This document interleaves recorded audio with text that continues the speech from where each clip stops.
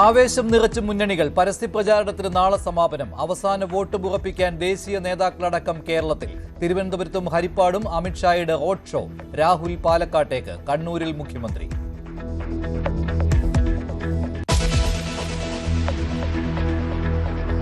പത്ത് വർഷത്തെ നേട്ടങ്ങൾ നിരത്തി LDF സർക്കാരിന്റെ പ്രോഗ്രസ് റിപ്പോർട്ട്. 900 വാഗ്ദാനങ്ങളിൽ 97% നടപ്പാക്കിയെന്ന് മുഖ്യമന്ത്രി. പ്രതിപക്ഷത്തിന്റെ വയനാട് ആരോപണത്തിനും മറുപടി. പറഞ്ഞത് സർക്കാർ നടപ്പാക്കി. പ്രതിപക്ഷം വീട് വെച്ചാലേ വാക്കിന് വിലയുണ്ടോ എന്നറിയാൻ കഴിയൂ എന്നും മുഖ്യമന്ത്രി.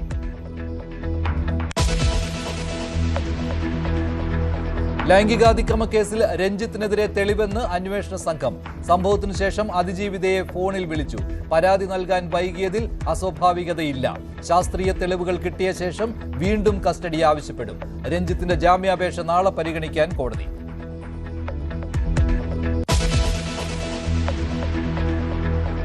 ഹോർമുസ് തുറക്കാത്തതിൽ പ്രകോപിതനായി ഇറാനോട് ട്രംപിന്റെ അസഭ്യവർഷം. നാളെ തീരുമാനമായില്ലെങ്കിൽ ഇറാനിലെ പ്ലാന്റുകളും പാലങ്ങളും തകർക്കും. സൈനിക മേധാവികളുമായി കൂടിക്കാഴ്ച ഇന്ന്.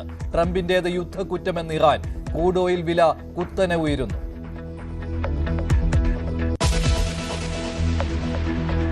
പശ്ചിമേഷ്യയിൽ സംഘർഷം കനക്കുന്നു. ടെഹ്റാനിൽ ആക്രമണത്തിൽ 34 പേർ കൊല്ലപ്പെട്ടു. ഇസ്രായേലിലെ ഹൈഫയിൽ ഇറാൻ മിസൈൽ വർഷത്തിൽ 2 പേർ കൊല്ലപ്പെട്ടു.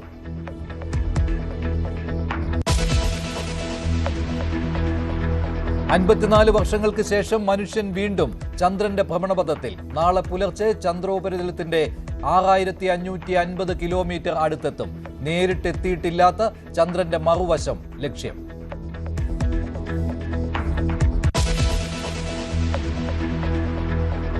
കുടക് വനത്തിൽ കുടുങ്ങിയ അനുഭവം പങ്കുവെച്ച് ശരണ്യ. 4 ദിവസം വനത്തിൽ കഴിഞ്ഞത് വെള്ളം മാത്രം കുടിച്ച്. ഒറ്റപ്പെട്ടെങ്കിലും ഭയം തോന്നിയില്ലെന്നും ട്രെക്കിംഗ് തുടരുമെന്നും ശരണ്യ.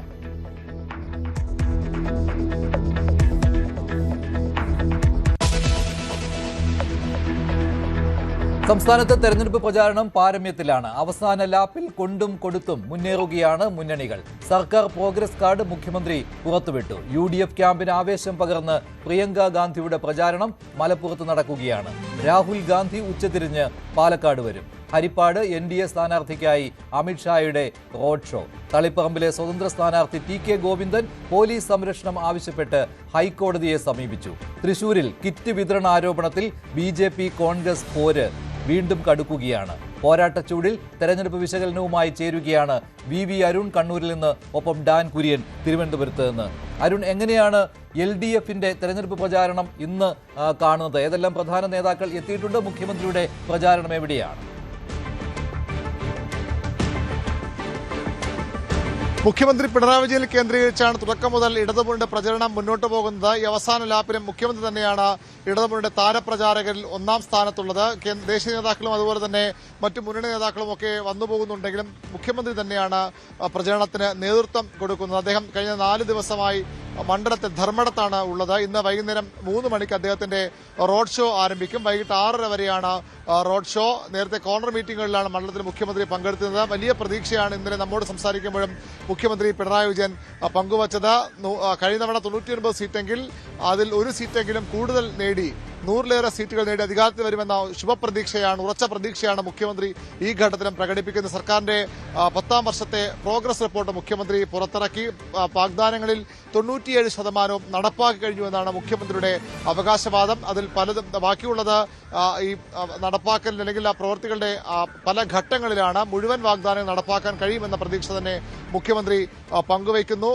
കോൺഗ്രസും BJPയും വാഗ്ദാനങ്ങൾ നൽകാൻ മാത്രം ഈ വയനാട് ടൗൺഷിപ്പ് ഉൾപ്പെടെയുള്ള കാര്യങ്ങൾ ചൂണ്ടിക്കാട്ടിയാണ് കോൺഗ്രസിന്റെ വാഗ്ദാനം. അതായത് മുഖ്യമന്ത്രി ഇന്ന് പറഞ്ഞത് കോൺഗ്രസ് 5ന് ഗ്യാരണ്ടി പ്രഖ്യാപിക്കുന്നു. 5ന് ഗ്യാരണ്ടി എന്നുള്ളത് കോൺഗ്രസ് നടപ്പാക്കണമെന്ന ആർക്കെങ്കിലും വിശ്വാസം വരണമെങ്കിൽ വയനാട്ടിലെ ആ പെൺകുട്ടിക്ക് ശ്രുതിക്ക് വീടെങ്കിലും വച്ചു നൽകണ്ടേ എന്ന ചോദ്യമാണ് മുഖ്യമന്ത്രി പരിഹാസരൂപേണ കോൺഗ്രസിനോട് ചോദിച്ചത്. അതുകൊണ്ട് തന്നെ അത്തരം ഒരു കാരണവശാലും കോൺഗ്രസിന്റെ വാഗ്ദാനങ്ങൾ വിശ്വസിക്കാൻ കഴിയുന്ന ഒരു പ്രതികരണമാണ് മുഖ്യമന്ത്രിയുടെ ഭാഗത്തുനിന്ന് ഇന്നുണ്ടായത്. BJP ആകട്ടെ ഒരു സീറ്റിൽ പോലും ജയിക്കാൻ പോകുന്നില്ല, അക്കൗണ്ട് തുറക്കാൻ പോകുന്നില്ല. BJP അവർ പ്രചരിപ്പിക്കുന്നതിനപ്പുറത്തേക്ക് ഒരു സ്വാധീനവും തെരഞ്ഞെടുപ്പിൽ ഉണ്ടാക്കാൻ പോകുന്നില്ലെന്നും മുഖ്യമന്ത്രി പറയുന്നുണ്ട്. ഏതായാലും വലിയ പ്രതീക്ഷയോടുകൂടി തന്നെ ഈ അവസാന ലാപ്പിലും മുഖ്യമന്ത്രിയും ഇടതുമുന്നണിയും മുന്നോട്ട് പോവുകയാണ്. പക്ഷേ അതിന്റെ വസ്തുത പലയിടങ്ങളിലും കഴിഞ്ഞ തവണത്തേക്കാൾ രൂക്ഷമായ ത്രികോണ പോരാട്ടമുണ്ട്, ശക്തമായ ത്രികോണ പോരാട്ടമുണ്ട്. കണ്ണൂർ മാത്രം എടുത്താൽ കണ്ണൂരിൽ പോലും CPM ശക്തി കേന്ദ്രങ്ങളിൽ പോലും വെല്ലുവിളി ഉണ്ടാകുന്ന സാഹചര്യമുണ്ട്. തളിപ്പറമ്പിലും അതുപോലെ തന്നെ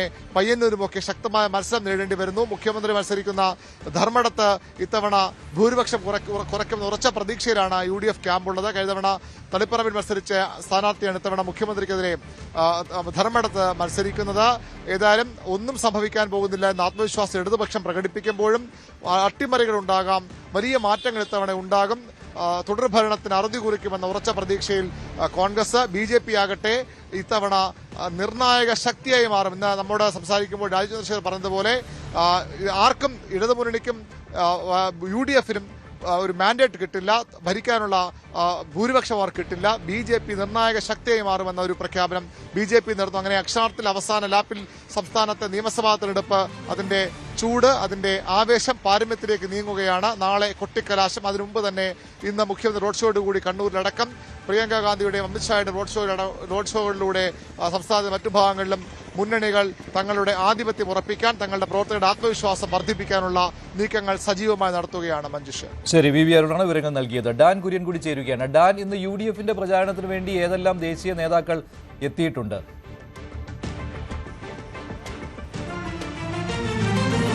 പ്രിയങ്ക ഗാന്ധിയും അതോടൊപ്പം DK ശിവകുമാറുമാണ് താരപ്രചാരകരായി വടക്കൻ കേരളത്തിലും മധ്യ കേരളത്തിലും തെക്കൻ കേരളത്തിലുമായി ഇന്ന് ഓടിയെത്തുന്നത്. അതിൽ തന്നെ DK ശിവകുമാറിന്റെ തെരഞ്ഞെടുപ്പ് പ്രചാരണം വട്ടിയൂർക്കാവിൽ ത്രികോണ പോരാട്ടം നടക്കുന്ന വട്ടിയൂർക്കാവിൽ K മുരളീധരന് വോട്ട് തേടിക്കൊണ്ട് നെട്ടയത്ത് നിന്ന് പേരൂർക്കടയിലേക്കാണ് അല്പസമയത്തിനകം DK ശിവകുമാർ റോഡ് ഷോ നടത്തുക. K മുരളീധരൻ ഉൾപ്പെടെയുള്ള നേതാക്കൾ, പ്രവർത്തകരുടെ വലിയ പങ്കാളിത്തത്തോടെ ഞാനിപ്പോൾ നിൽക്കുന്ന വഴിയിലൂടെ പേരൂർക്കട ലക്ഷ്യമാക്കി പോയിരിക്കുകയാണ്. DK ശിവകുമാർ അല്പസമയത്തിനകം അവിടെ എത്തിച്ചേരും. വലിയ ബാഹുല്യമുണ്ട്. കാരണം മുൻ തെരഞ്ഞെടുപ്പുകളിൽ നിന്നൊക്കെ വ്യത്യസ്തമായി അക്ഷരാർത്ഥത്തിൽ ത്രികോണ പോരാട്ടത്തിന്റെ പ്രതീതി ജനിപ്പിച്ചുകൊണ്ട് തന്നെയാണ് തെരഞ്ഞെടുപ്പ് പ്രചാരണം അതിന്റെ അവസാന ഘട്ടത്തിലേക്ക് കടക്കുന്നത്. നാളെ പരസ്യ പ്രചാരണത്തിന്റെ കൊട്ടിക്കലാശം, പിന്നെ വോട്ടർമാരെ ഏത് തരത്തിൽ, അതായത് അവസാന ലാപ്പിൽ എങ്ങനെ വോട്ടർമാരെ സ്വാധീനിക്കാമെന്ന് കയ്യും മെയ്യും മറന്നുള്ള ശ്രമമാണ് സ്ഥാനാർത്ഥികൾ നടത്തിക്കൊണ്ടിരിക്കുന്നത്. UDF വലിയ പ്രതീക്ഷയിലാണ്. തലസ്ഥാനത്തടക്കം വലിയ തിരിച്ചുവരവ് നടത്തും. ഒരു സീറ്റിൽ നിന്ന് 7-ലധികം സീറ്റുകൾ നേടാൻ കഴിയും തിരുവനന്തപുരം ജില്ലയിൽ മാത്രമെന്ന വിലയിരുത്തലാണ് കോൺഗ്രസ് ക്യാമ്പുള്ളത്. ഏതു വിധേനയും പ്രതിപക്ഷ നേതാവ് വളരെ കോൺഫിഡൻസിൽ 100-ന് മുകളിൽ സീറ്റുകളുമായി UDF അധികാരത്തിലേക്ക് വരുന്നെന്ന് പറയുമ്പോൾ മുതിർന്ന നേതാക്കൾ 75-നും 80-നും ഇടയിൽ സീറ്റുകൾ കോൺഗ്രസിന് ഉറപ്പാണ്. അത് വടക്കൻ കേരളത്തിൽ നിന്ന് മാത്രം കോൺഗ്രസിന് ഈ ഭൂരിപക്ഷത്തിലേക്ക് അധികാരം പിടിക്കാനുള്ള സീറ്റുകൾ ഉറപ്പിക്കാൻ കഴിയുമെന്ന വലിയ പ്രതീക്ഷയിലാണ്.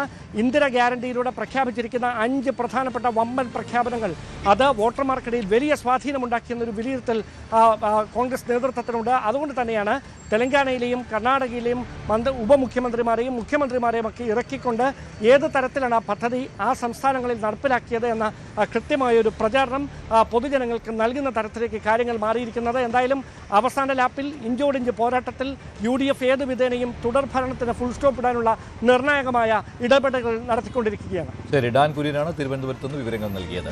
രണ്ടാം LDF സർക്കാർ പ്രകടന പത്രികയിൽ നൽകിയ 900 വാഗ്ദാനങ്ങളിൽ 97% നടപ്പാക്കിയെന്ന് മുഖ്യമന്ത്രി പിണറായി വിജയൻ. കണ്ണൂരിൽ നടത്തിയ വാർത്താ സമ്മേളനത്തിൽ സർക്കാരിന്റെ പ്രോഗ്രസ് കാർഡ് മുഖ്യമന്ത്രി അവതരിപ്പിച്ചു. നിയമസഭാ തെരഞ്ഞെടുപ്പിന് മുന്നോടിയായി സർക്കാരിന്റെ പ്രവർത്തനങ്ങളുടെ കണക്ക് അവതരിപ്പിക്കുന്നത് ഉത്തരവാദിത്തമാണെന്നും മുഖ്യമന്ത്രി പറഞ്ഞു. ലൈഫ് മിഷൻ പദ്ധതിയുടെ 5 ലക്ഷം വീടുകൾ പൂർത്തിയാക്കി. 4.5 ലക്ഷം കുടുംബങ്ങൾക്ക് പട്ടയം നൽകി. 16 ലക്ഷത്തിലധികം സ്ത്രീകൾക്ക് സാമ്പത്തിക സഹായം നൽകി. സംസ്ഥാനത്തെ നിക്ഷേപ സൗഹൃദമായി മാറ്റാൻ നടപടി കൈക്കൊണ്ടു. PSC വഴി 3,13,202 നിയമനങ്ങൾ നടത്തിയെന്നും മുഖ്യമന്ത്രി പറഞ്ഞു.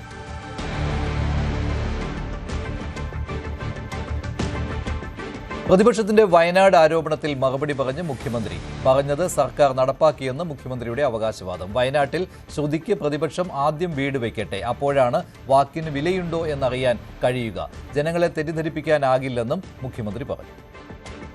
അതൊക്കെ എല്ലാവർക്കും പോയി നോക്കാവുന്ന കാര്യമല്ലേ. ഈ 178 വീടിന്റെ അവസ്ഥ എന്താണ്? അവിടെ ഞങ്ങൾ ചെയ്ത കാര്യം ആ ദുരന്തബാധിതരെ പൂർണ്ണമായി വിശ്വാസത്തിലെടുത്തുകൊണ്ട കാര്യങ്ങൾ അവരുമായി ചർച്ച ചെയ്തുകൊണ്ടാണ് ഓരോ കാര്യവും നീക്കി. വീട് നിർമ്മാണം പൂർത്തിയായി കഴിഞ്ഞപ്പോൾ ഇവരെ വിളിച്ചു. അപ്പോൾ അവര് അവിടെ ചില അടിസ്ഥാന സൗകര്യങ്ങൾ ഒരുങ്ങേണ്ടതുണ്ട്. വീട് പൂർണ്ണമായി താമസിക്കുന്നതിന് വിഷമമില്ല, പക്ഷേ മാലിന്യ നിർമ്മാർജ്ജനം അതുപോലുള്ള കാര്യങ്ങൾ കൂടി ഒരുങ്ങേണ്ടതുണ്ട്.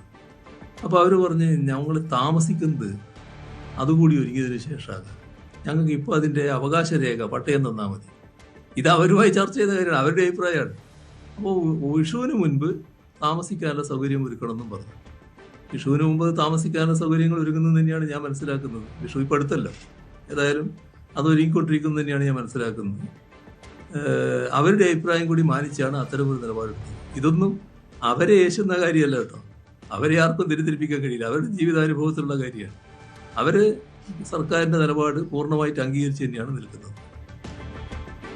വയനാട്ടിൽ സർക്കാർ ദുരന്തബാധിതർക്കായി നിർമ്മിച്ച വീട്ടിൽ വിഷുവിന് മുൻപ് ആളുകൾ താമസിച്ചു തുടങ്ങുമെന്ന് മന്ത്രി കെ രാജനും അവകാശപ്പെട്ടു. നിർമ്മിച്ച വീടുകളെക്കുറിച്ചും അതിലെ പ്ലഗുകളെക്കുറിച്ചുമാണ് ഇപ്പോൾ ചർച്ച നടക്കുന്നത്. നിർമ്മാണത്തിന് അനുമതി കിട്ടാതെയാണ് കോൺഗ്രസ് തറക്കല്ലിട്ടത്. പുനർനിർമ്മാണത്തിന് കോൺഗ്രസ് ഇട്ട കല്ലുപോലും കാണാനില്ലെന്നും മന്ത്രി കെ രാജൻ പരിഹസിച്ചു. വയനാട്ടിലെ വീടുകളും ഒരു ചർച്ചാ വിഷയമാണല്ലോ. അപ്പോൾ കോൺഗ്രസിന്റെ വീട് എവിടെയെന്ന് ചോദിക്കുന്നുണ്ട് ഒരു ഭാഗത്ത്. ഈ ഇടയ്ക്ക് സർക്കാർ കൊടുത്ത വീടുകളിൽ തന്നെ പണി പൂർത്തിയായില്ല എന്ന ചില ആരോപണങ്ങൾ ചില ഭാഗങ്ങളിൽ നിന്ന് ഉയരുന്നുണ്ട്. അതിനകത്ത് എന്തെങ്കിലും വസ്തുതയുണ്ടെന്ന്? പണി പൂർത്തിയായില്ല എന്ന് പറയുന്നത് എന്ത് പൂർത്തിയായില്ല എന്നാണ്? നിങ്ങൾ ഉദ്ദേശിക്കുന്ന സ്ട്രക്ചർ പൂർത്തിയായിട്ടില്ല എന്നാണോ? അത് ഒരു പൂർത്തിയാകാൻ പ്രയാസമില്ല. അവിടുത്തെ 178 കുടുംബങ്ങളുമായി കളക്ടർ നേരത്തെ സംസാരിച്ചതാണ്. അവർക്ക് ഏതു സമയത്താണ് താമസിക്കാൻ തയ്യാറാക്കി കൊടുക്കേണ്ടത് എന്നുള്ളത് സംബന്ധിച്ച് നോക്കിയതാണ്. ഞാൻ ആ വീടുകളിലെല്ലാം പോയി. സാധാരണ നിലയിൽ താമസിക്കാൻ ഒരു പ്രതിസന്ധിയും പ്രയാസമില്ല. പക്ഷേ അവരുടെ ഫുൾ ഫിനിഷിങ്ങുമായി ബന്ധപ്പെട്ട ചില കാര്യങ്ങളിൽ അവരുടെ കൂടി ഇംഗിതങ്ങൾ കേട്ടും കണ്ടു. അതുകൊണ്ട് അവരോട് കൃത്യമായി പറഞ്ഞിട്ടുണ്ട്. ആ വീടുകൾ എല്ലാവരും കണ്ടു, എല്ലാം അവർക്ക് ഇഷ്ടപ്പെട്ടു. ആ വീടുകളിൽ ചെറുതും വലുതുമായിട്ടുള്ള ചില പോരായ്മകളുണ്ടെങ്കിൽ അത് തീർക്കാൻ ആവശ്യമായിട്ടുള്ള സമയം കൃത്യമായി മാർക്ക് ചെയ്തിട്ടുണ്ട്. ഇവിടെ നോക്കൂ, നിങ്ങൾ നിർമ്മിച്ച വീടുകളെ കുറിച്ചല്ല, അതിനകത്തിരിക്കുന്ന പ്ലഗിനെ കുറിച്ച് ചർച്ച ചെയ്യണം എന്ന് തീരുമാനിക്കുന്നത് മാധ്യമങ്ങൾക്ക് പോലും അജണ്ട ഉണ്ടാക്കി കൊടുക്കാൻ പറ്റുന്ന വിധത്തിൽ ഒന്ന് മുകളിൽ നിൽക്കുന്നു. ഇത്രയേറെ വലിയൊരു അനുഭവം ഞാൻ ന്യൂസ് 18 പ്രതിനിധിയോട് ചോദിക്കട്ടെ, ഇന്ത്യയിൽ മറ്റെവിടെയെങ്കിലും ദുരന്തബാധിതരായ മനുഷ്യർക്ക് ഒരുമിച്ച് താമസിക്കാൻ ഒരു നഗരം എന്ന കൺസെപ്റ്റ് ചർച്ച ചെയ്യുകയോ തയ്യാറാക്കുകയോ ചെയ്തിട്ടുണ്ട്? മുന്നനുഭവങ്ങളില്ലാത്തൊരു ചുമതലയാണ് ഞങ്ങൾ ഏറ്റെടുത്തത്. ആ മുന്നനുഭവങ്ങളില്ലാത്ത ചുമതല കൃത്യമായി പൂർത്തീകരിച്ചു. അവിടെ ഇനി അതിനകത്ത് 1, 2, 3, 4 ഒക്കെ ആയിട്ടുള്ള വീടുകളുടെ ചെറിയ പ്രശ്നങ്ങളുണ്ടെങ്കിൽ വിഷുവിന് മുമ്പ് ആളുകൾ അവിടെ താമസിച്ചു തുടങ്ങും. ചെറിയ പ്രശ്നങ്ങളുണ്ടെങ്കിൽ അത് പരിഹരിക്കണമെങ്കിൽ പരിഹരിക്കും. ഇതൊക്കെ മെറ്റീരിയൽ ആയിട്ടുള്ള ഗൗരവമല്ലാത്ത വിഷയമാണ്. നിങ്ങൾ പക്ഷെ ഒളിക്കാൻ ശ്രമിക്കുന്ന ഒരു കാര്യം ഏറ്റവും ചുരുങ്ങിയത് ഈ ദുരന്ത ഭൂമിയിൽ പുനർനിർമ്മാണത്തിന് വേണ്ടി കോൺഗ്രസ് ഇട്ട കല്ലെങ്കിലും കാണണ്ടേ? എങ്ങനെയാണ് ഒരു സ്ഥലത്ത് ദുരന്തബാധിതരായ മനുഷ്യർക്ക് വേണ്ട എൻ്റെയോ നിങ്ങളുടെയോ വീടിന് തറക്കല്ലിടപ്പോഴാണ് പഞ്ചായത്തിലൊരു പ്ലാൻ കൊടുത്ത് പ്ലാൻ അപ്രൂവ് ചെയ്ത് ആ പ്ലാനിൽ പിന്നെ പഞ്ചായത്തിൻ്റെ നിർമ്മാണം ആരംഭിക്കാനുള്ള അനുമതി കിട്ടിയതിന് ശേഷമാണല്ലോ നമ്മളൊക്കെ തറക്കല്ലിടുക. അല്ലാതെ തറക്കല്ലിട്ടും ഒരു മാസം കഴിഞ്ഞിട്ടും എന്താണ് നിങ്ങളുടെ പ്ലാൻ എന്ന് ചോദിച്ചാൽ ഞങ്ങളത് പ്ലോട്ട് തിരിക്കുകയാണെന്ന് പറഞ്ഞൊരു പ്ലാനുണ്ടോ? അതിനൊരു പ്ലാനുണ്ട്. ഇത്ര സ്ക്വയർ ഫീറ്റ് വീട്, ഇന്ന മോഡൽ വീട്, അതിവിടെ പണിയുന്നു, എത്ര വീട് ഇവിടെ, ഇതിനേതെങ്കിലും തരത്തിലുള്ള നടപടി സ്വീകരിച്ചിട്ടുണ്ടോ?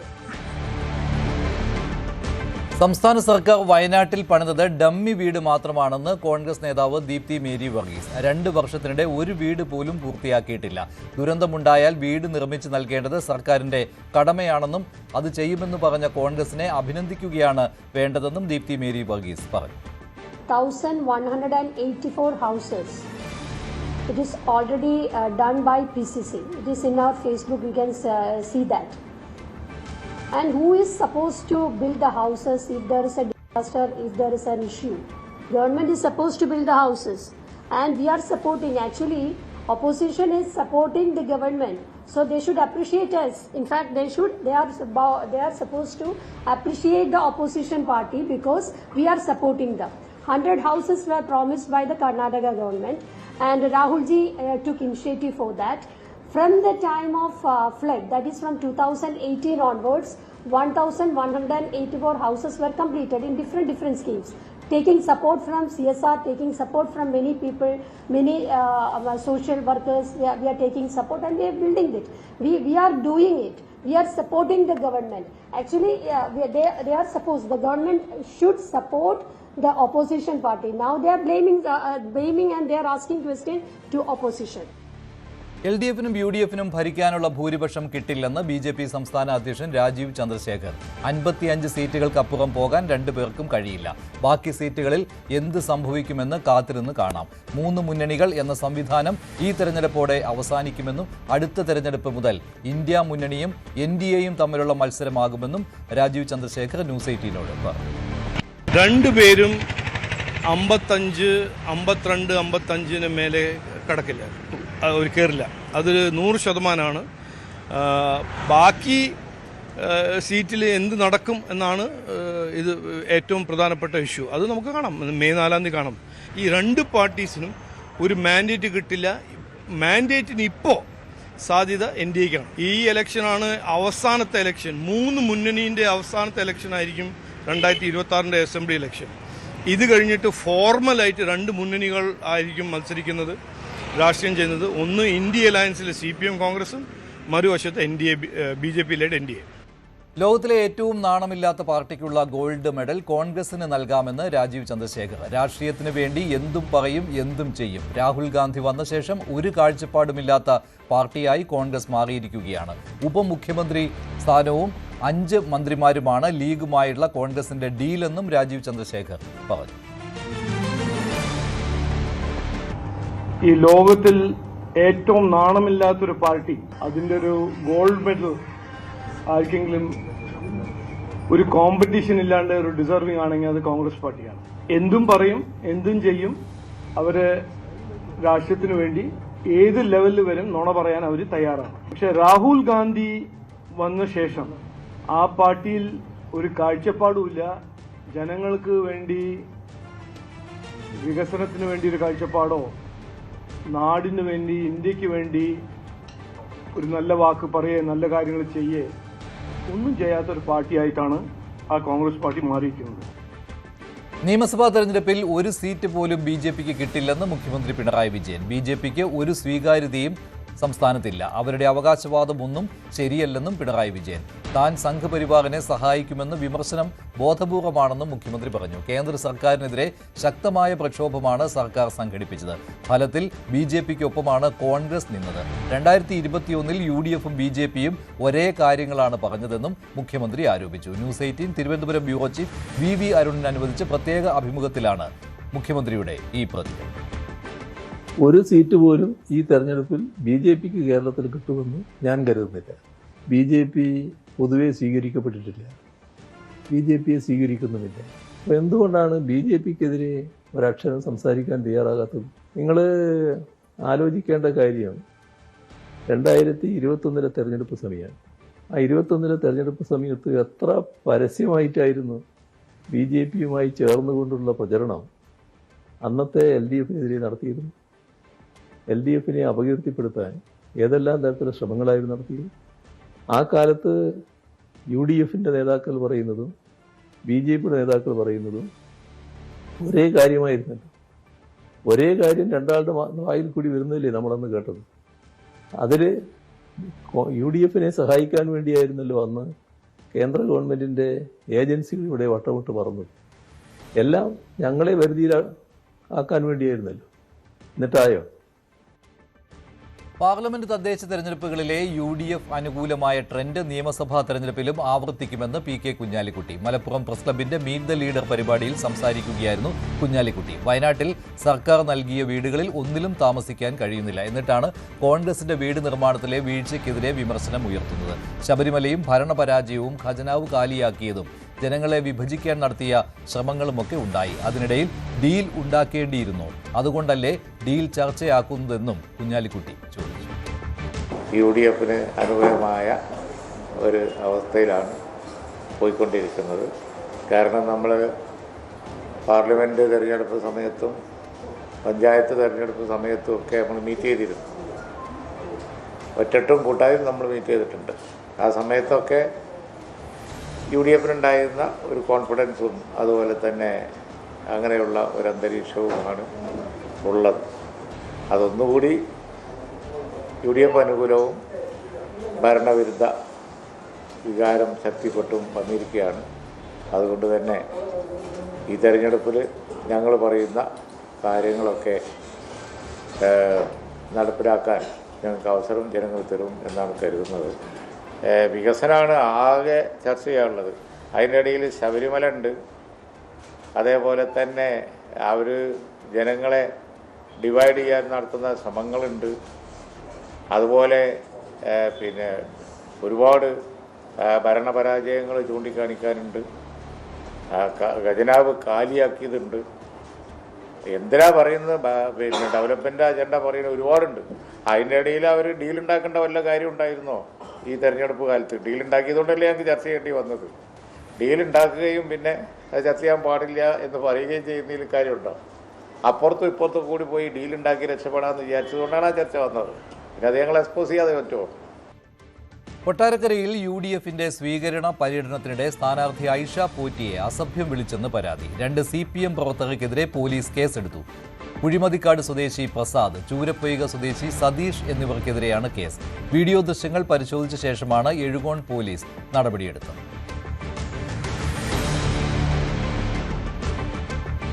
വിതുര കല്ലാറിൽ കോൺഗ്രസ് ഓഫീസിന് നേരെ ആക്രമണം. കല്ലാറിന് പുറമെ ആനപ്പാറയിലും സംഘർഷമുണ്ടായി. ഒരു സംഘം CPM പ്രവർത്തകരാണ് ഓഫീസ് അടിച്ചു തകർത്തതെന്ന് കോൺഗ്രസ് പ്രവർത്തകർ ആരോപിച്ചു. തുടർന്ന് കോൺഗ്രസ് CPM പ്രവർത്തകർ തമ്മിൽ സംഘർഷമുണ്ടായി. കോൺഗ്രസ് പ്രവർത്തകർക്ക് പരിക്കേറ്റു.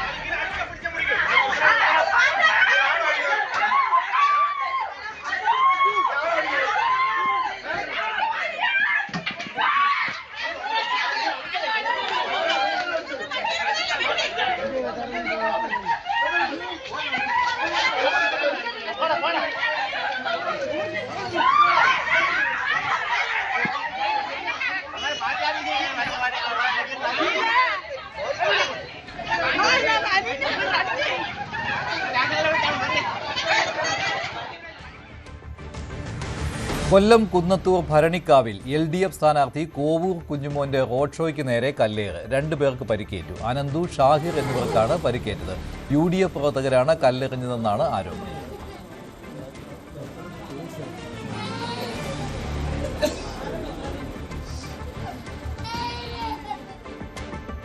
തെരഞ്ഞെടുപ്പിൽ ഇടതുപക്ഷത്തിനെതിരെ അക്രമം അഴിച്ചുവിടാനുള്ള ശ്രമമാണ് കോൺഗ്രസ് നേതാക്കൾ നടത്തുന്നതെന്ന് CPM ഇടുക്കി ജില്ലാ സെക്രട്ടറി CV വർഗീസ്. പട്ടികവർഗത്തിൽപ്പെട്ട വനിതകളെ ഉപയോഗിച്ച് കള്ളക്കേസുകൾ ഉണ്ടാക്കി കോൺഗ്രസ് നേതാക്കന്മാരെയും പ്രവർത്തകരെയും കേസിൽ നിന്ന് രക്ഷപ്പെടുത്താനുള്ള ഗൂഢാലോചനയാണ് നടക്കുന്നത്.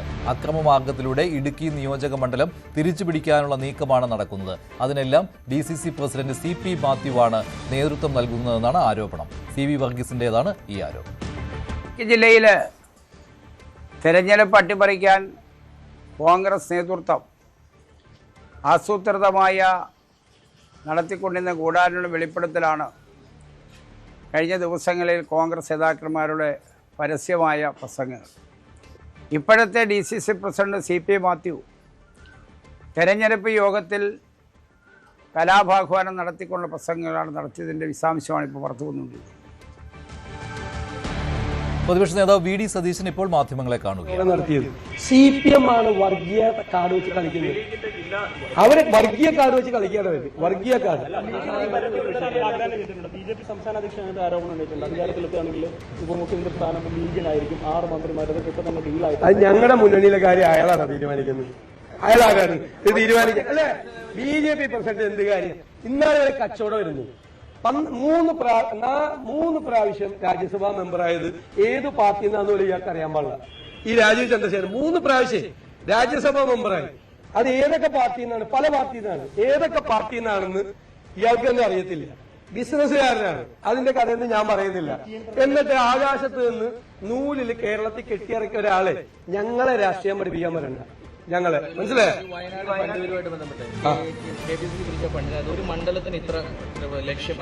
അതൊന്നുമില്ല, അതൊക്കെ കൊടുക്കും. പക്ഷെ പൈസ നമ്മൾ ഉദ്ദേശിച്ചത്രയും പൈസ വന്നില്ല. ഞങ്ങളെ പൈസ വന്നത് അക്കൗണ്ടിലുണ്ട്.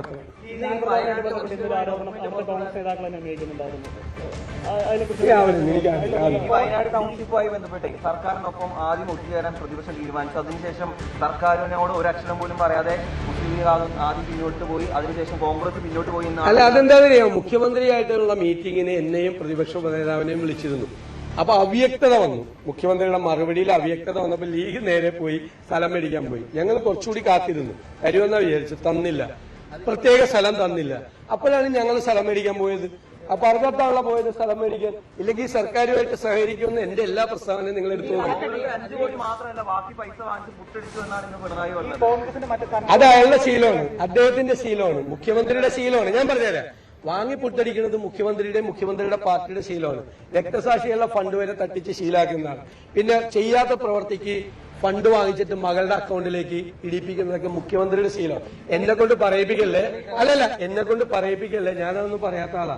തെരഞ്ഞെടുപ്പ് അല്ലല്ല, ചെയ്യാത്ത ജോലിക്ക് മകളുടെ അക്കൗണ്ടിലേക്ക് പൈസ മേടിച്ച് പുട്ടടിച്ചത് മുഖ്യമന്ത്രിയാണ്. മനസ്സിലായി? പുട്ടടിച്ചത് മുഖ്യമന്ത്രിയാണ്, മകളുടെ അക്കൗണ്ടിലേക്ക് പൈസ മേടിച്ച്. എന്നെ കൊണ്ട് പഴയ കഥയൊക്കെ എടുത്ത് പറയിപ്പിക്കല്ലേ. SNC ലാവ്ലിൻ കേസിന്റെ പൈസ വന്നത് എവിടെ പോയി? SNC ലാവ്ലിൻ കൊടുത്ത കാശ് എവിടെ പോയി? എവിടെ പോയത്? എവിടേക്കാ അടിച്ചു മാറ്റിയത്? അത് പുട്ടടിച്ചതാണ് പിണറായി വിജയൻ. കണക്ക് ബാങ്കിലെ അക്കൗണ്ട് സ്റ്റേറ്റ്മെന്റ് ആണ് വന്നിരിക്കുന്നത്. സ്റ്റേറ്റ്മെന്റ്, ബാങ്കിന്റെ അക്കൗണ്ട് സ്റ്റേറ്റ്മെന്റ് വന്നേക്കാന്ന്. എന്താ പ്രശ്നം? അതായത് കേട്ടോ, ഒരു ആപ്പ് വഴിയിട്ട് ബാങ്ക് അക്കൗണ്ടിലേക്കാണ് പൈസ വന്നിരിക്കുന്നത്. ആ ബാങ്കിന്റെ അക്കൗണ്ട് സ്റ്റേറ്റ്മെന്റ് എത്ര രൂപ വന്നു, എത്ര രൂപ പിൻവലിച്ചു. ഞാൻ പറഞ്ഞു, ആകെ സുധാകരനുള്ളപ്പോ പിൻവലിച്ചത് ആപ്പിന് വേണ്ടിയിട്ട്, ഇപ്പൊ പിൻവലിച്ചത് സ്ഥലം മേടിക്കാൻ വേണ്ടി. ജോയിന്റ് അക്കൗണ്ട് അവര് വിട്ടോട്ടെ, അതിനെന്താ? അവര് വിട്ടോട്ടെ. ഞങ്ങൾ യൂത്ത് കോൺഗ്രസിനെതിരെ ആശയം വന്നു, അവര് പൈസ പിരിച്ച അവർ ഈ അക്കൗണ്ടിലേക്ക് തന്നല്ലോ, അതിന്റെ അക്കൗണ്ടിലുണ്ടല്ലോ, അവര് തന്ന പൈസ പിരിച്ചത്. അല്ലല്ല, അത് നമുക്ക് നോക്കണം. പേരാമ്പ്രയിൽ UDF മതം പറഞ്ഞ് വോട്ട് പിടിക്കുന്നതായി വോട്ടർമാർ ശ്രദ്ധയിൽപ്പെടുത്തിയിരുന്നുവെന്ന് LDF സ്ഥാനാർത്ഥി TP രാമകൃഷ്ണൻ. താനോ മുന്നണിയോ അറിഞ്ഞല്ല അനൗൺസ്മെന്റ് നടത്തിയതെന്നാണ് വിശദീകരണം. സാമൂഹ്യ മാധ്യമങ്ങളിൽ താൻ കടുത്ത അധിക്ഷേപം നേരിടുകയാണ്. എന്നാൽ ഇതൊന്നും ജനവിധിയെ ബാധിക്കില്ലെന്നും ഇത്തവണ കൂടുതൽ സീറ്റുകൾ നേടി LDF ഭരണത്തിൽ കയറുമെന്നും TP രാമകൃഷ്ണൻ ആത്മവിശ്വാസം പ്രകടിപ്പിച്ചു. സമുദായം പറഞ്ഞ് വോട്ട് ചെയ്തതായിട്ട് ചില പരാതികൾ ഉയർന്നു വന്നിട്ടുണ്ട്.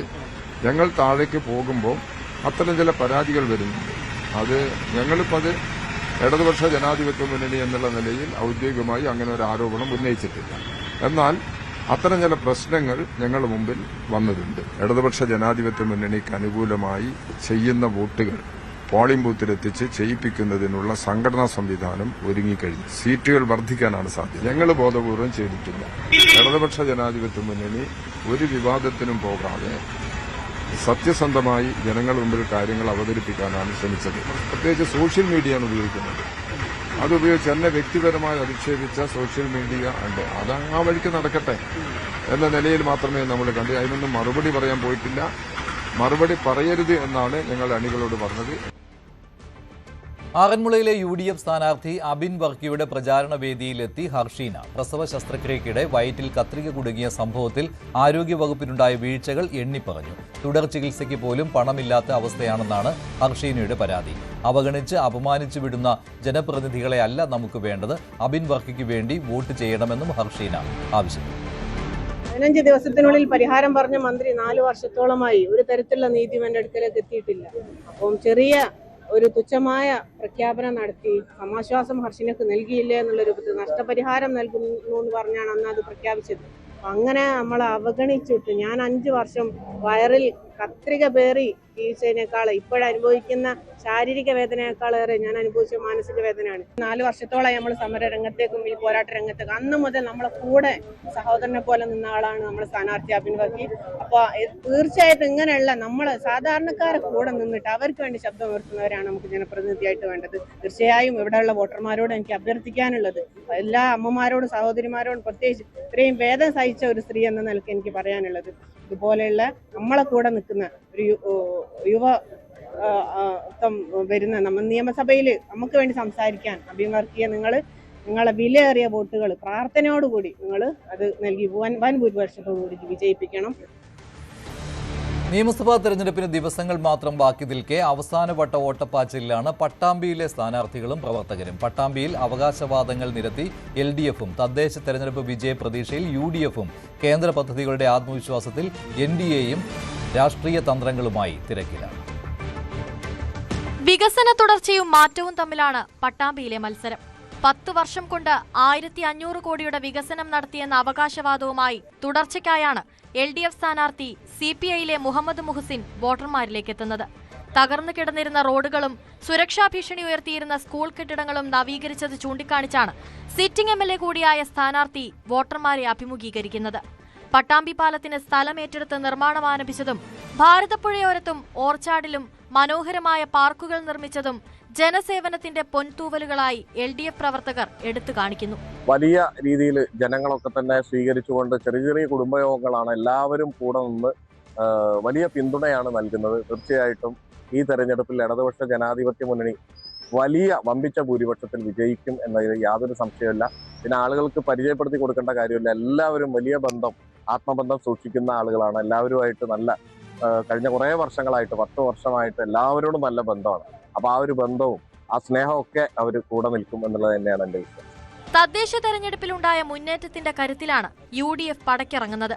പട്ടാമ്പി നഗരസഭ തിരിച്ചുപിടിച്ചും പതിറ്റാണ്ടുകളോളം CPM കുത്തകയാക്കി വെച്ചിരുന്ന വിളയൂർ, മുതുതല പഞ്ചായത്തുകൾ ഉൾപ്പെടെ കൈപ്പിടിയിലൊതുക്കിയും തികഞ്ഞ ആത്മവിശ്വാസത്തിലാണ് UDF കളം നിറയുന്നത്. നഗരസഭാധ്യക്ഷൻ കൂടിയായ TP ഷാജിയാണ് മത്സരിക്കുന്നത്. കോൺഗ്രസുമായി ഇടഞ്ഞ് V4 പട്ടാമ്പി എന്ന കൂട്ടായ്മയുണ്ടാക്കി LDFനൊപ്പം 5 കൊല്ലം നഗരസഭാ വൈസ് ചെയർമാൻ പദവിയും വഹിച്ച ശേഷമാണ് ഷാജിയുടെ ചുവടുമാറ്റം. മതപണ്ഡിതരെയും പ്രമുഖരെയും കണ്ട ആശീർവാദം വാങ്ങിയുള്ള UDF സ്ഥാനാർത്ഥിയുടെ വോട്ടഭ്യർത്ഥനയിൽ അണികൾക്കും പ്രതീക്ഷയേറെയാണ്. വികസന മുരടിപ്പാണ് മണ്ഡലത്തിലുള്ളതെന്ന് കുറ്റപ്പെടുത്തി നാടിന്റെ പുരോഗതിക്കായി UDFന് വോട്ട് ചെയ്യണമെന്ന അഭ്യർത്ഥനയാണ് TP ഷാജി നടത്തുന്നത്. എന്തായാലും ഐക്യജനാധിപത്യ മുന്നണി സ്ഥാനാർത്ഥി എന്ന നിലയിൽ ഓരോ ദിവസം കഴിയുന്നതോറും വലിയ ആത്മവിശ്വാസത്തോടും വളരെ പ്രതീക്ഷയോടും കൂടി തന്നെയാണ് മുന്നോട്ട് പോകുന്നത്. കേരളത്തിൽ ഇടതുപക്ഷ ജനാധിപത്യ മുന്നണി ഗവൺമെന്റിനെതിരായി വലിയ ഒരു ജനവികാരം ആളിക്കത്തുന്നുണ്ട്. ആയതുകൊണ്ട് തന്നെ വൻ ഭൂരിപക്ഷത്തോടു കൂടി വിജയിക്കുമെന്ന് തന്നെയാണ് പ്രതീക്ഷിക്കുന്നത്. ഇരു സ്ഥാനാർത്ഥികൾക്കും ഓരോ അപരന്മാരും കളത്തിലുണ്ട്.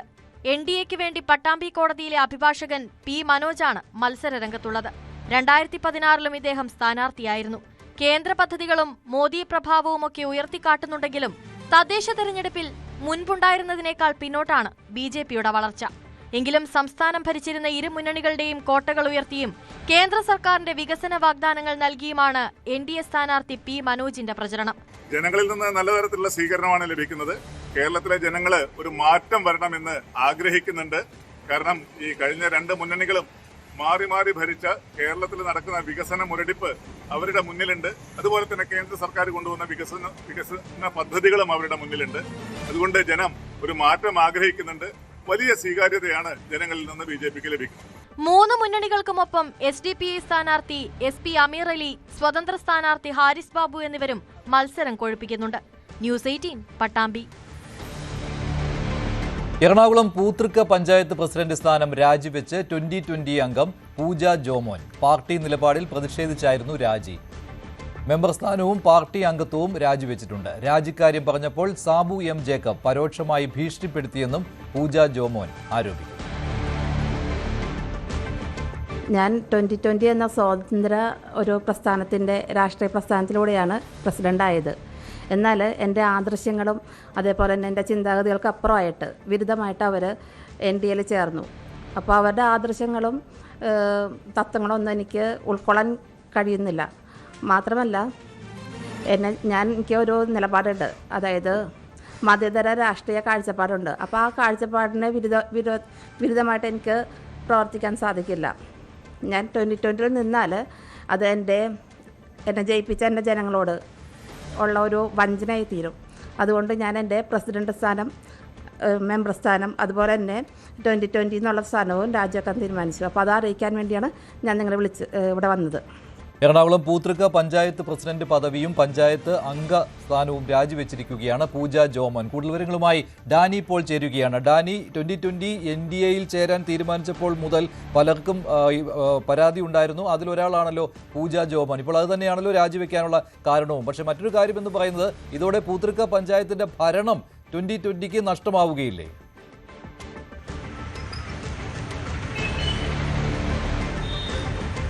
മഞ്ജുഷ, തെരഞ്ഞെടുപ്പ് തൊട്ട് അടുത്ത് നിൽക്കുന്ന ഒരു സമയത്താണ് ഈ രീതിയിലൊരു തിരിച്ചടി 2020ക്ക് ഉണ്ടായിരിക്കുന്നതെന്നതാണ് ഏറ്റവും ശ്രദ്ധേയമായ ഒരു കാര്യം. NDAയിൽ ചേരാൻ നേരത്തെ തന്നെ തീരുമാനിച്ചിരുന്നെങ്കിലും അന്നൊന്നും ഈ രീതിയിലേക്കുള്ളൊരു ഈ പൂജാ ജോമോൻ്റെ ഭാഗത്തു നിന്ന് ഒരു നടപടിയോ കാര്യങ്ങളോ ഒന്നും ഉണ്ടായില്ല എന്നൊരു ഭാഗത്ത് നിൽക്കുന്നു.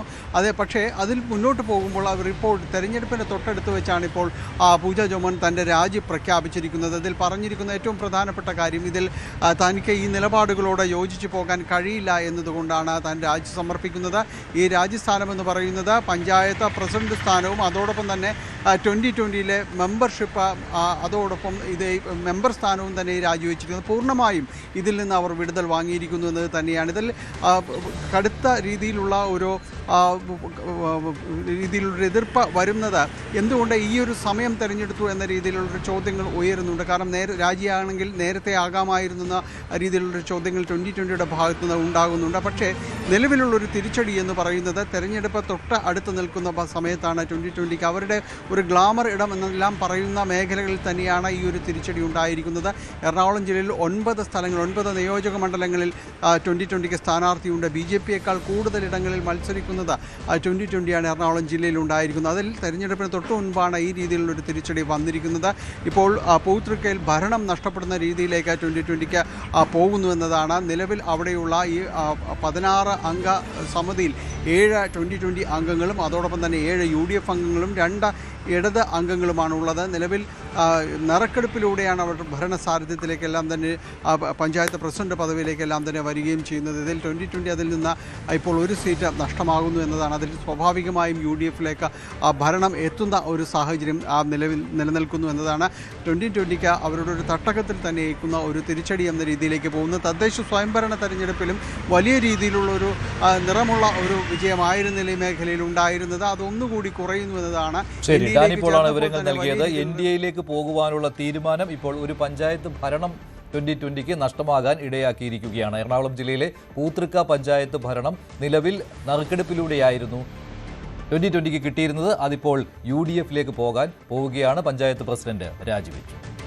യുവാക്കളെ പോളിംഗ് ബൂത്തിലേക്ക് എത്തിക്കാൻ വ്യത്യസ്ത നടപടിയുമായി തെരഞ്ഞെടുപ്പ് കമ്മീഷൻ. മുഖ്യ തെരഞ്ഞെടുപ്പ് ഓഫീസർ രത്തൻ ഖേൽക്കറും തിരുവനന്തപുരം ജില്ലാ കളക്ടർ അനുകുമാരിയും നൃത്തച്ചുവടുകളുമായാണ് യുവാക്കളെ വോട്ടിന്റെ പ്രാധാന്യം ഓർമ്മിപ്പിച്ചത്. ഇത് നിന്റെ വോട്ട്, നമ്മുടെ നാടിനു വേണമീ വോട്ട്. എന്റെ ഒരു വോട്ട് കൊണ്ട് എന്ത് സംഭവിക്കാനാ ഭായ്? ഒരു ഗോൾ മതി കളി മാറി മറിയാൻ, ഒരു വോട്ട് മതി വിധി മാറ്റി എഴുതാൻ. ഒരു റണ്ണർ മാച്ച് തിരിയും, ഒരു ഗോൾ കപ്പടിക്കും. ഓരോ തുള്ളിയും ചേരുമ്പോഴത് വമ്പൻ തിരമാല. നിന്നവകാശം നിന്നഭിമാനം നിന്നുടെ വോട്ടിൽ നാടുയരും, ഈ നാടുയരും, ഈ നാടുയരും, ഈ നാടുയരും. Let's go. ഒത്തുപിടിച്ചാൽ മലയും കോരും, ഒത്തൊരുമിച്ചാൽ പലതും നേടാം. വലിയ വിപത്ത് വരുമ്പോൾ നമ്മളെ മറന്ന് നാം നാടിനു വേണ്ടി പ്രവർത്തിക്കണമെന്ന് RSS മേധാവി മോഹൻ ഭാഗവത്. സംസ്കാരത്തിന് അനുകൂലമായ അന്തരീക്ഷമല്ല പുറത്തുള്ളത്. മയക്കുമരുന്ന് ഉപയോഗം കൂടി. നാടിനു വേണ്ടി പ്രവർത്തിച്ചാൽ അത് ലോകത്തിനാകെ ഗുണം ചെയ്യുമെന്നും മോഹൻ ഭാഗവത് അഭിപ്രായം. स्वयं अच्छा व्यक्ति बनना, अपने परिवार को अच्छा परिवार बनाना, अपने देश को अच्छा देश बनाना, और इसमें देश का नंबर पहला है. हम उनकी कहानियां सुनते हैं, चंद्रशेखर आजाद की सुनते हैं, भगत सिंह की सुनते हैं, सुभाष चंद्र बोस जी की सुनते हैं. इन्होंने अपना और अपने परिवार का जीवन पीछे रखा क्योंकि सारा देश से मिला है. आप भारतवर्ष में जन्मे हो, सारी दुनिया में आपकी प्रतिष्ठा क्यों है?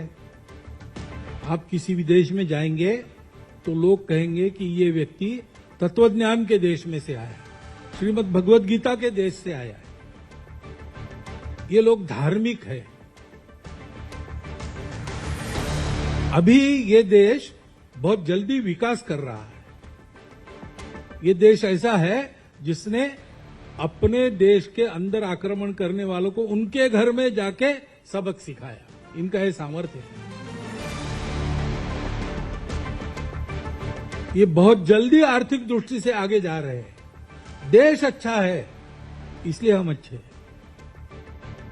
പശ്ചിമേഷ്യയിൽ വീണ്ടും സംഘർഷം കനക്കുകയാണ്. ടെഹ്റാനിൽ വിവിധയിടങ്ങളിലുണ്ടായ ആക്രമണങ്ങളിൽ 34 പേർ മരിച്ചു. ഷരീഫ് സാങ്കേതിക സർവകലാശാല കെട്ടിടം തകർന്നതായും റിപ്പോർട്ടുണ്ട്. ഇസ്രായേലിലെ ഹൈഫയിൽ ഇറാൻ നടത്തിയ മിസൈൽ ആക്രമണത്തിൽ 2 പേർ കൊല്ലപ്പെട്ടു. ലെബനനിലെ ഇസ്രായേൽ ആക്രമണത്തിൽ 24 മണിക്കൂറിനിടെ 10 പേരാണ് മരിച്ചത്. കുവൈറ്റിൽ മിസൈൽ അവശിഷ്ടം തകർന്നു വീണ് 6 പേർക്ക് പരിക്കേറ്റു. ഹോർമുസ് തുറന്നില്ലെങ്കിൽ ഗുരുതര പ്രത്യാഘാതം നേരിടേണ്ടി വരുമെന്ന ട്രംപിന്റെ അധിക്ഷേപ പോസ്റ്റിന് പിന്നാലെയാണ് ആക്രമണം രൂക്ഷമായത്. അജയ് സുധാ ബിജു ചേരുകയാണ് കൂടുതൽ വിവരങ്ങളുമായി ന്യൂസ് ഡെസ്കിൽ നിന്ന്. അജയ്, നേരത്തെ ഭീഷണിയായിരുന്നു ട്രംപ് മുഴക്കിയിരുന്നതെങ്കിൽ ഇപ്പോൾ ഭീഷണിക്കൊപ്പം അസഭ്യവും പറയുകയാണല്ലോ ട്രൂത്ത് സോഷ്യലിൽ ഡൊണാൾഡ് ട്രംപ്. ഇതിന് പിന്നാലെ നടന്ന ആക്രമണങ്ങൾ എന്തൊക്കെയാണ്?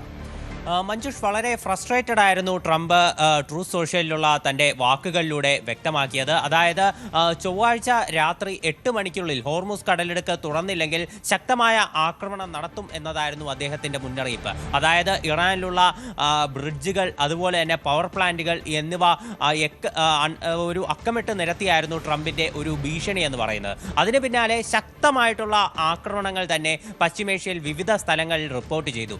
ടെഹ്റാനിൽ ഇറാനുള്ളിൽ നോക്കുകയാണെങ്കിൽ ടെഹ്റാനിലാണ് വളരെ വ്യാപകമായിട്ടുള്ള ആക്രമണങ്ങൾ നടന്നത്. ഈ ആക്രമണത്തിൽ മൊത്തത്തിൽ 34 പേർ കൊല്ലപ്പെട്ടു എന്നാണ് റിപ്പോർട്ടുകളുള്ളത്.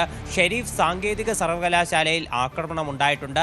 ഈ കെട്ടിടം ഉൾപ്പെടെ പൂർണ്ണമായിട്ടും തകർന്നതായിട്ടാണ് നിലവിൽ നമുക്ക് ലഭിക്കുന്ന വിവരം. ഈ സർവകലാശാലയുടെ ഡയറക്ടർ ആ കെട്ടിടങ്ങൾ തകർന്നതിൻ്റെ ദൃശ്യങ്ങൾ ഉൾപ്പെടെ സാമൂഹ്യ മാധ്യമങ്ങളിൽ പങ്കുവച്ചിട്ടുണ്ട്. അതുപോലെ ഈ ടെഹ്റാനുള്ളിൽ തന്നെ ബഹറിസ്ഥാൻ എന്ന് പറയുന്ന സ്ഥലത്ത് നടന്നിട്ടുള്ള ആക്രമണത്തിൽ 13 പേരാണ് കൊല്ലപ്പെട്ടത്. ഒരു റെസിഡൻഷ്യൽ കെട്ടിടത്തിന് നേരെ ഉണ്ടായിട്ടുള്ള ആക്രമണത്തിൽ 4 പേർ കൊല്ലപ്പെട്ടതായും 7 പേർക്ക് പരിക്കേറ്റതായിട്ടും വിവരമുണ്ട്. അങ്ങനെ ടെഹ്റാനിൽ വിവിധയിടങ്ങളിൽ കനത്ത ആക്രമണങ്ങൾ തന്നെ റിപ്പോർട്ട് ചെയ്തിട്ടുണ്ട്. എന്നാൽ ഇത് ഇസ്രായേലാണോ അമേരിക്കയാണോ ഈ ആക്രമണങ്ങൾക്ക് പിന്നിലെന്ന് നിലവിൽ വ്യക്തമായിട്ടില്ല. അതുപോലെ തന്നെ ഇസ്രായേലിന് നേരെ ഇറാന്റെ ശക്തമായിട്ടുള്ള മിസൈൽ ആക്രമണവും നിലവിൽ റിപ്പോർട്ട് ചെയ്തിട്ടുണ്ട്. ഈ ഇസ്രായേലിനുള്ളിലെ ഹൈഫ എന്ന് പറയുന്ന നഗരത്തിൽ ഒരു റെസിഡൻഷ്യൽ കെട്ടിടത്തിൽ മിസൈൽ വീണ് പതിച്ചിട്ടുണ്ട്. ഈ 6 നില കെട്ടിടമായിരുന്നു. ഈ 6 നില കെട്ടിടം പൂർണ്ണമായിട്ടും തകർന്നു. ഇതിൽ 2 പേർ കൊല്ലപ്പെട്ടതായിട്ടാണ് നിലവിൽ വിവരമുള്ളത്. 2 പേരെ കാണാനില്ല. ഇവർക്ക് വേണ്ടിയിട്ടുള്ള തെരച്ചിൽ ഈ കെട്ടിട അവശിഷ്ടങ്ങൾക്കിടയിൽ ഇപ്പോൾ നിലവിൽ ഊർജിതമാക്കിയതായിട്ടാണ് നമുക്ക് മനസ്സിലാക്കാൻ സാധിക്കുന്നത്. ഇസ്രായേലിന്റെ പ്രതിരോധ സേന വ്യക്തമാക്കുന്നത് ഒരു ബാലിസ്റ്റിക് മിസൈൽ ആക്രമണമായിരുന്നു നടന്നതെന്നാണ്. ഈ ബാലിസ്റ്റിക് മിസൈൽ വളരെയധികം വെയിറ്റ് ഉള്ളതായിരുന്നു. ഇതിനെ ഇസ്രായേൽ സേന തകർത്തിരുന്നു. ഇതിന്റെ ഒരു അവശിഷ്ടം വീണാണ് ഈ കെട്ടിടം തകർന്നതെന്നാണ് അവർ റിപ്പോർട്ടുകൾ വഴി വ്യക്തമാക്കിയിട്ടുള്ളത്. അതുപോലെ ലെബനനിലേക്കുള്ള ഇസ്രായേലിന്റെ ആക്രമണം ഇപ്പോഴും രൂക്ഷമായി തന്നെ തുടർന്നുകൊണ്ടിരിക്കുകയാണ്. ബെയ്റൂട്ടിൽ ഉൾപ്പെടെ നിലവിൽ 10 മരണമാണ് റിപ്പോർട്ട് ചെയ്തിട്ടുള്ളത്. ഇതിൽ 9ഉം 10ഉം 15ഉം വയസ്സുള്ള കുട്ടികൾ ഉൾപ്പെടെ ഈ കൊല്ലപ്പെട്ടവരുടെ കൂട്ടത്തിൽ ഉൾപ്പെടുന്നുണ്ട്. അതുപോലെ ഗൾഫ് നാടുകളിലേക്കുള്ള ആക്രമണങ്ങൾ ഇപ്പോഴും വളരെ രൂക്ഷമായി തന്നെ തുടരുകയാണ്. കുവൈറ്റിൽ നിന്ന് വരുന്ന റിപ്പോർട്ട് എന്ന് പറയുന്നത് വടക്കൻ കുവൈറ്റിൽ ഒരു മിസൈൽ അവശിഷ്ടം വീണ് പതിച്ച് 6 പേർക്ക് പരിക്കേറ്റിട്ടുണ്ട്.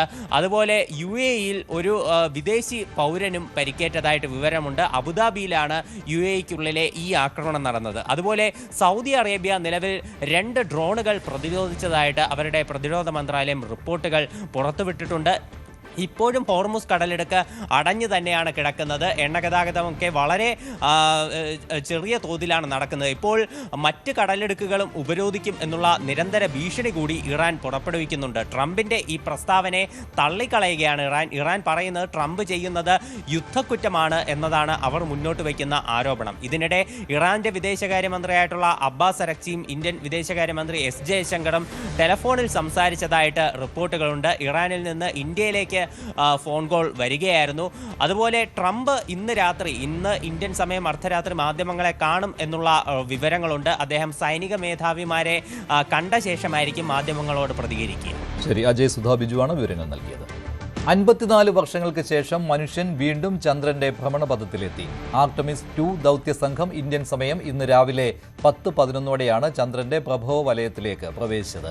നിലവിൽ ഭൂമിയിൽ നിന്ന് ഏകദേശം 4 ലക്ഷം കിലോമീറ്റർ അകലെയാണ് പേടകം.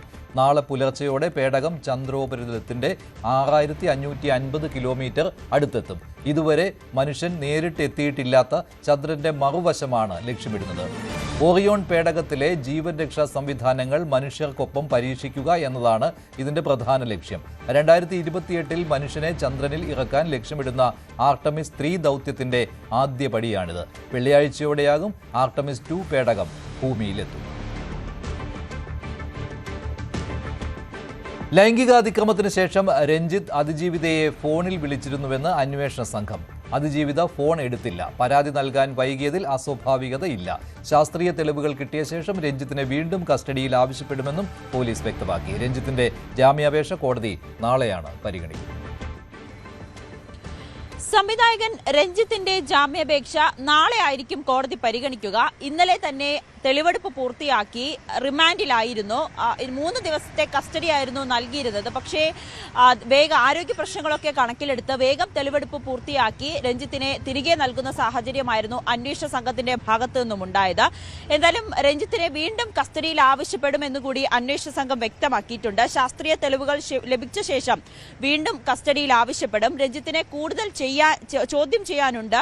സെറ്റിലുണ്ടായിരുന്ന ചിലർക്ക് അതിക്രമത്തെക്കുറിച്ച് അറിയാമായിരുന്നു എന്ന് കൂടി കമ്മീഷണർ വ്യക്തമാക്കി. സെറ്റിലുള്ള ആൾക്കാരായിരിക്കും ഏതെങ്കിലും അവിടെ ഏകദേശം ഒരു ആക്റ്റീവായിട്ടുള്ള ഒരു ആക്ട്രസ് ഒരു കുറേ സമയം വേറെ ട്രീറ്റ്മെൻറ്റൊക്കെ ബാക്കിയൊക്കെ പോയെങ്കിൽ കുറച്ച് എല്ലാവർക്കും അറിയും. പ്രതി സഹകരിക്കുന്നതുകൊണ്ട് പിന്നെ ഇന്ന് കുറച്ചുകൂടി ചോദ്യം ചെയ്യാനുണ്ട്. വീണ്ടും കസ്റ്റഡി ആവശ്യപ്പെടും. ആക്രമണത്തിന് ശേഷം രഞ്ജിത്ത് അതിജീവിതയെ വിളിക്കാൻ ശ്രമിച്ചിരുന്നു. പക്ഷേ അതിജീവിത ഫോൺ എടുത്തിരുന്നില്ല എന്ന് DCP അശ്വതി ജിജിയും അറിയിച്ചു. ഒപ്പം തന്നെ പരാതി നൽകാൻ വൈകിയതിൽ അസ്വാഭാവികതയില്ല. ബോബി കുര്യനെയും ശാലിനിയെയും വീണ്ടും ചോദ്യം ചെയ്യുമെന്ന് കൂടി അശ്വതി ജിജി വ്യക്തമാക്കി.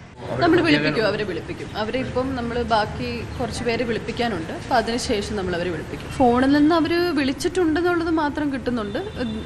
ഇപ്പം അക്യൂസ്ഡ് ആണെങ്കിലും സെറ്റിൽ നിന്ന് ഇവർ പോയതിനു ശേഷം വിളിച്ചിട്ടുണ്ട്. ജനുവരി 30-ാം തീയതിയാണ് രഞ്ജിത്തിനെതിരെ യുവനടി പരാതി നൽകിയത്. കാരവാനിലേക്ക് വിളിച്ചു വരുത്തി ലൈംഗിക അതിക്രമം നടത്തിയെന്നാണ് പറയുന്നത്. ഈ കാരവാൻ ചങ്ങനാശ്ശേരിയിൽ നിന്നും കൊച്ചിയിൽ അവിടെ എത്തിച്ചായിരുന്നു ഇന്നലെ രഞ്ജിത്തിന്റെ തെളിവെടുപ്പ് നടത്തിയത്. രഞ്ജിത്ത് അന്വേഷണത്തോട് സഹകരിക്കുന്നുണ്ട് എന്നുകൂടി അന്വേഷണ സംഘം വ്യക്തമാക്കുന്നു. 4 ദിവസം കുടക് വനത്തിൽ കുടുങ്ങിയ അനുഭവം ന്യൂസ് 18നോട് പങ്കുവച്ച് നാദാപുരം സ്വദേശിനി ശരണ്യ. വെള്ളം മാത്രം കുടിച്ചാണ് 4 ദിവസം കഴിഞ്ഞത്. ഒറ്റപ്പെട്ടെങ്കിലും കാര്യമായ ഭയം മനസ്സിലുണ്ടായില്ല. ഡ്രോണുകളടക്കം തിരച്ചിലിനെത്തിയാൽ ശ്രദ്ധയിൽപ്പെടാനാണ് പാറയുടെ പുറത്തിരുന്നത്. ഇടവേളകളിൽ ഉച്ചത്തിൽ കൂവി ശ്രദ്ധ ആകർഷിക്കാൻ ശ്രമിച്ചിരുന്നു. ഇത്തരത്തിൽ കൂവി നോക്കിയപ്പോൾ തിരിച്ചു കൂവിയതാണ് രക്ഷാസംഘത്തെ കണ്ടുമുട്ടാൻ സഹായമായതെന്നും അവർ പറഞ്ഞു.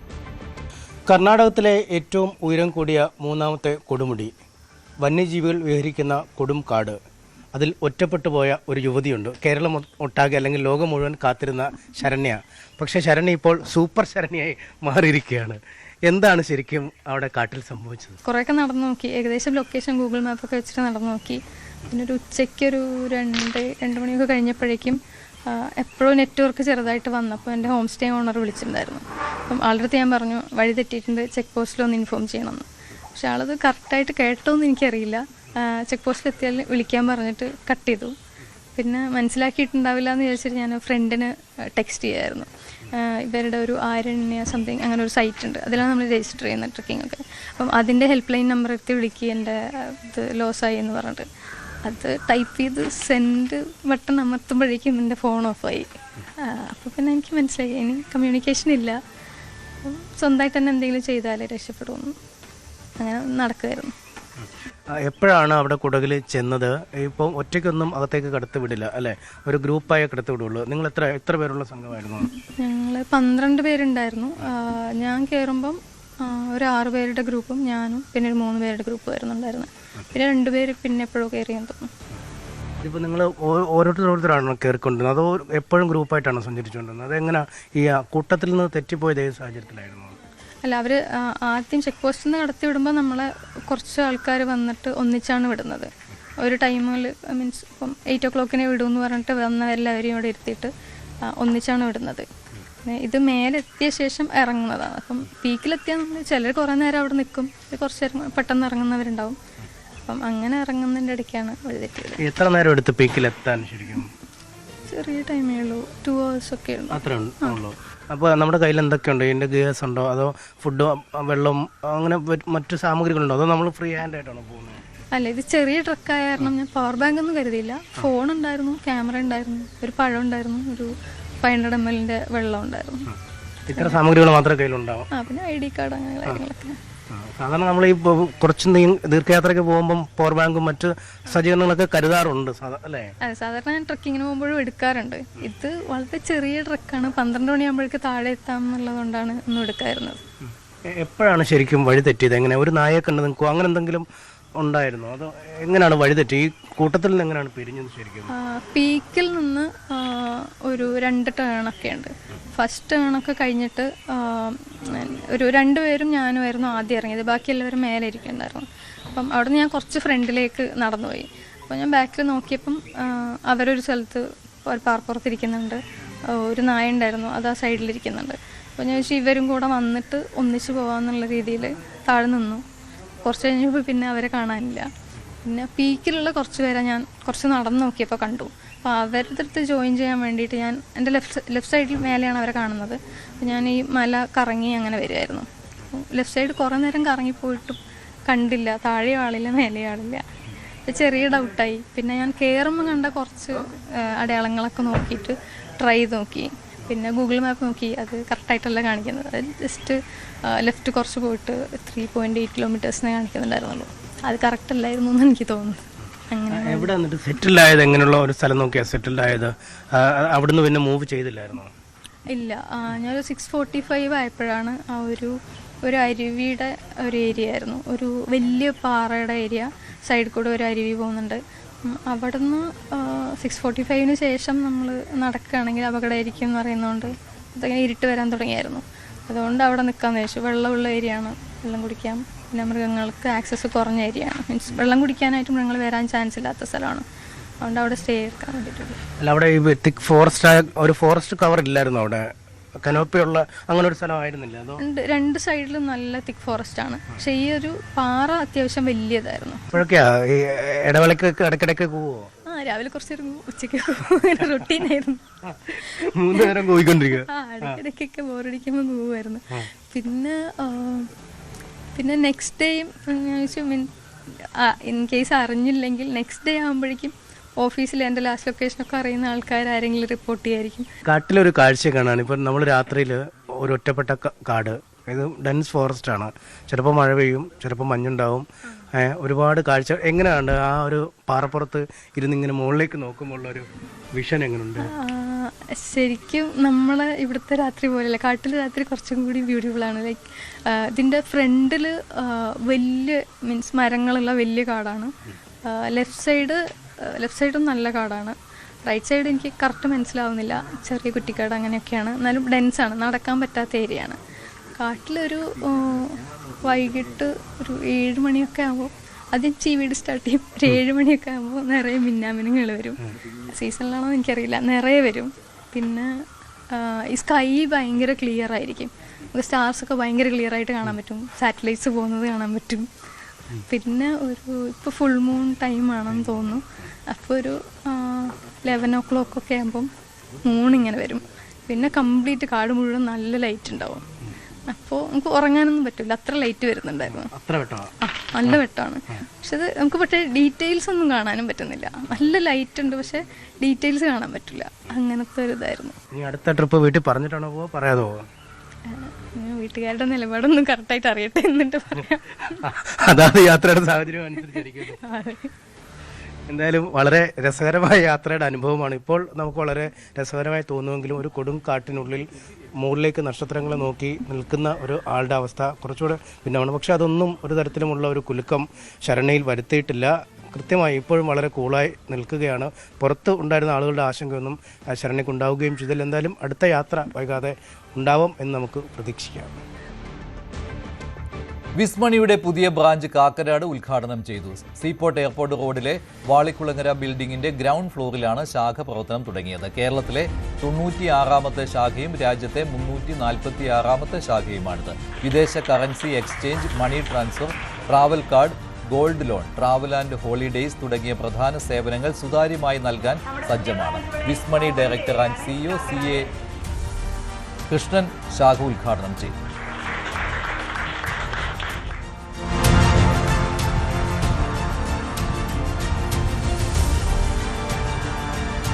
ഐതിഹ്യമായ കാക്കനാടില് വിസ്മയം തീർക്കും എന്നുള്ളത് എനിക്കൊരു സംശയവുമില്ല.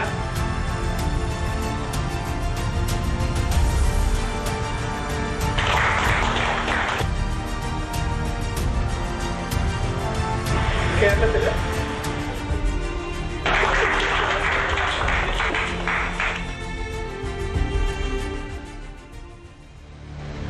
സ്വർണം വെള്ളി നിരക്കുകൾ കൂടി നോക്കാം.